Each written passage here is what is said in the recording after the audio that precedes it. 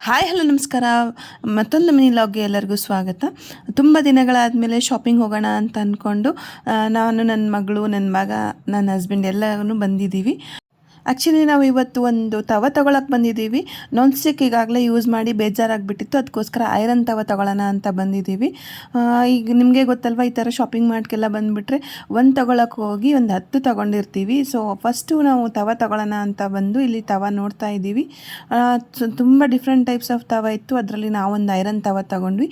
ತವ ಎಲ್ಲ ತೊಗೊಂಡಾದಮೇಲೆ ನಮಗೆ ಮನೆಗೆ ಬೇಕಾಗಿರೋ ಗ್ಲೋಸರೀಸ್ ಎಲ್ಲನೂ ಸ್ವಲ್ಪ ತೊಗೋಬೇಕಾಗಿತ್ತು. ಅದನ್ನೆಲ್ಲ ತೊಗೊಂಡು ನನ್ನ ಮಗ ಯಾಕೋ ಸ್ವಲ್ಪ ಕಿರಿಕಿರಿ ಮಾಡ್ತಾಯಿದ್ದ. ಅವನಿಗೆ ಸ್ವಲ್ಪ ನೀರು ಕುಡಿಸ್ದೆ ಇಲ್ಲೇ ಕೂತ್ಕೊಂಡು.